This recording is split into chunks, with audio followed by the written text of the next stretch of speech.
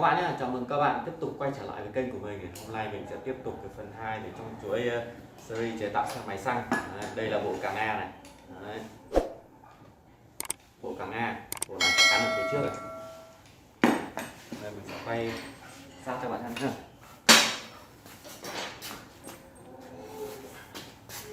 Đấy, đây là bộ càng A này, Mayer này.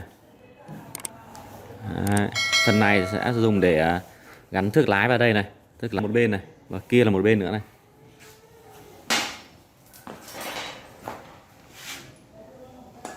Tiếp theo đây là hai quả bánh nữa này. Đấy, đây là hai quả bánh này. Thì hai quả bánh này giống với hai quả bánh trong video lần trước mình đã quay rồi, y xì luôn. Để gắn nó vào đây.